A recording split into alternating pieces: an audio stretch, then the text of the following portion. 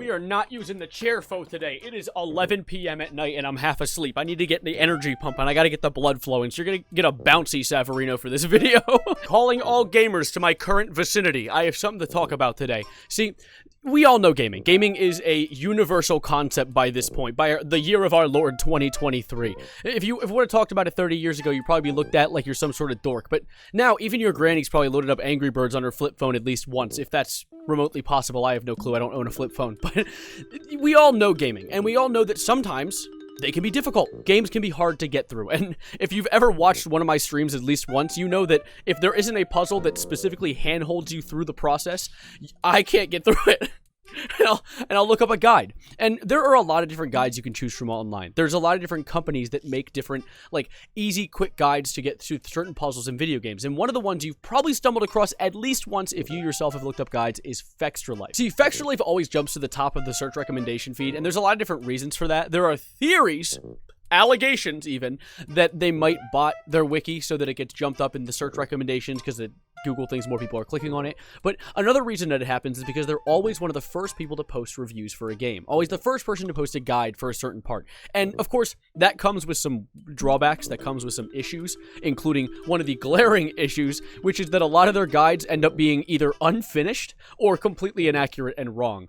And of course, that's gonna happen when you try to be the first one to the punch. I mean, I'm rushing this video out and I'm probably gonna miss a few points, which if I do, make sure to correct me in the comments. I'm always willing to hear some input from you guys, because it's kind of what I like to do here. I just talk about things I learn. But regardless, Fextralife pushing the bill and trying to get to the top of the recommended feed by being the first one out not only creates this like stigma where their site is not trustworthy, but also kind of muddles up the search recommendations for people actually looking for a good walkthrough or a good review, which is going to make people angry. And if you make people angry, they're going to yell about it. Like, they're going to call you out. This isn't even like a canceling. It's more just people being like, stop doing this stupid thing that's happening. And this isn't even really the biggest thing. This is a side thing. The thing where their reviews aren't that accurate, they're not very trustworthy, and people are not going to trust them.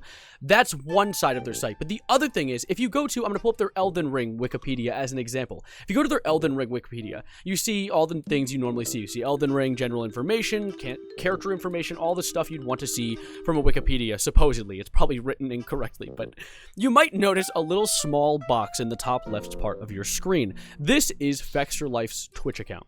And Fextralife's a pretty large Twitch account. It has about 1.6 million followers and a pretty large active viewership. But that active viewership is their Achilles heel. See, the problem is they're using a Twitch process called embedding. And a lot of streamers use embedding. They're not the only one. In fact, let me go on a side tangent real quick. It breaks my heart to say Opera GX also used embedding in a way that they essentially put their stream for their VTuber reveal on the front of GX, which is essentially the same as like Google Chrome putting some stupid stream on the front of your browser when you open it. And of course, it's going to artificially inflate your numbers. And Opera came forward with like an apology, not really an apology, an explanation saying like, nuh-uh, it's only people logged into Twitch, and also it doesn't violate TOS anyway, which of course, embedding doesn't violate TOS. It's something Twitch even encourages because it's going to pump up your numbers. It's going to make Twitch look like an even bigger site than it already is, which of course with it having a lot of new competition coming out of the woodwork, it's going to want to look as big as possible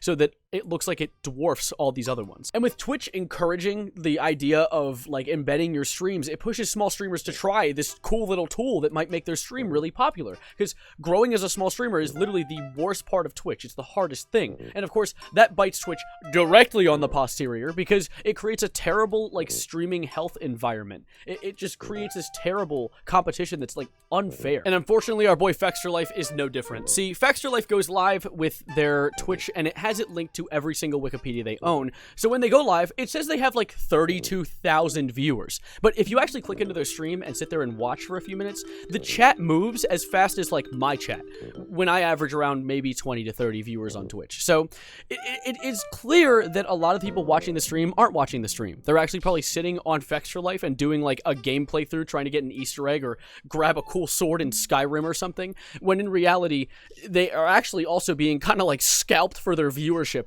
on the Fextralife Twitch stream unknowingly. And of course, this unfortunately affects the little guy, because all the small streamers who are in this category, when you go in, like, when you go into Twitch, right, unfortunately, Twitch being the awesome swag Reddit Gold Keanu Reeves Big Chungus company they are, give you about like 7 minutes of ads every time you click on a stream. And so when you click on a stream, you want to be very, very sparing with who you click on. So why would you risk your chance watching a new game and clicking on the new guy, the little guy, when you could just click a guy with 30,000 viewers and watch that review instead, knowing that if it's a very large, like, instated streamer, it clearly has good content. But that's not true. He's just faking the viewership to get higher up on the podium of Twitch, which kind of stinks and feels kind of wrong. Asmongold actually had a really good clip of this. I'm going to play that really quickly for you guys. It's a disgrace. The fact that Twitch hasn't done anything about this is a joke. Sitting here, 30,000 viewers. The chat slower than a 200 viewer streamer. This is pathetic. Twitch doesn't give a Beep. Yeah, and that's the thing, is like, how are we really gonna get mad at them? They're just playing the game. They're not breaking any rules. So as you can see right here, inside of their wiki here, they have the stream embedded in this tiny little box. And this tiny little box here is why they have 31,000 viewers. And of course, you can't hate the guy for playing the game, but what you can hate him for is a bad personality. Here, let me show you something this Nematode did to Asmongold in this same clip. He's talking about you? What's he saying? Asmongold, if you're here, fuck you.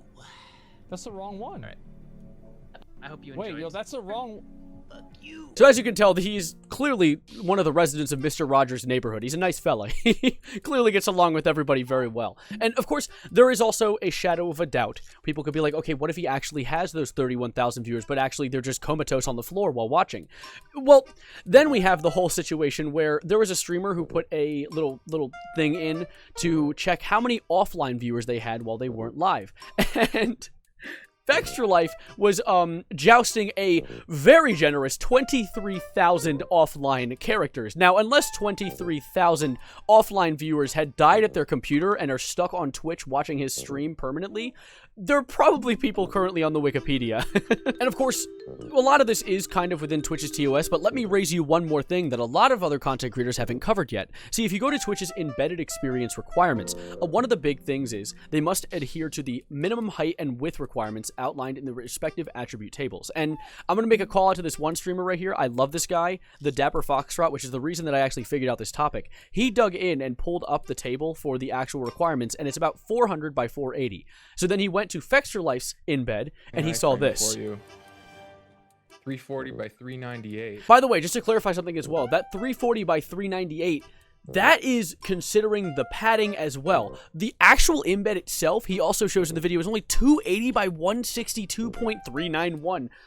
He's just completely wrong. He's off the mark by a mile. So, Fextralife, by the way, I'm going to give a like right here. Do not forget to give this guy a subscribe if you haven't yet. I'll link the video that he put here in the description of this video because I am kind of using a snippet from his and he deserves that kind of support. But this is crazy because people are kind of shouting this guy out for using a scummy tactic, but within the guidelines of Twitch. But the thing is, he isn't. He's breaking the rules. He's literally breaking the rules. And it's, I mean, and the thing is, if you're on his site, and this is another thing this guy mentioned in the video, let's say you have the site full screen. You can see his stream right there. But if you don't, if you have the screen possibly trying to conserve space, you want to use it on just one part of your monitor, it's not there. But the thing is, you still count as a viewer. So you're watching his stream without having the stream on your monitor at all. He is quite literally completely breaking the rules. So this is something Twitch could actually act on, and if they acted on things ever. I'm like a new age content cop. I just find content creators doing bad things in the smaller streamer space and just shout it out in videos. I'm like iDubbbz, except not racist, because say it with me, chat. Racism, not swag. That was really bad. The racism with the thumbs up. Cut that. Edit that out. But of course, that's really it. That's really all that you can cover about the situation. There's definitely some details I didn't manage to cover, but it is pretty late, and I want to be able to get this video out at a decent time tomorrow, because I'm starting my first day of class. As of you watching this, I'm probably in class, though. But I'm excited for that. But anyways, let's get to the song of the day. This isn't a topical one. This is just a song I really enjoy by Creedence Clearwater Revival. Have you ever seen The Rain? You can't see the rest of that one. There you go. Have you ever seen The Rain by CCR? I think it's a pretty nice song. I consider you give it a listen, and I'm going to add it to the Spotify playlist that I've been creating recently called Saverino's Picks. It's like my daily recommendation songs all amalgamated into some absolute monster for your listening pleasure. Also, wait, I keep forgetting to do this, and I want to do this so bad. I want to thank the members. Soupman just joined members literally 2 days ago, and then Sully, Comluke, JJ, Barfbag, and Shy have been members for 2 months now. So thank you, all of you who are members of my community, and if you want to consider being a member, that would be nice, because I will be able to afford Chick-fil-A on my college campus. But anyways, this video has been going on long enough, and this yoga ball is getting very, very fun to bounce on, so I'm going to go do that while I edit this video. Don't forget to subscribe if you are new, and maybe like the video if you want to stick around for more future content. And I'll see you in whatever I post next, which I don't know. It might be a Minecraft mob vote tier list. Who knows? But thank you guys, and as always, adios, arrivederci, goodbye, good night, and be a genuine person. You'll actually grow a nice community. I promise.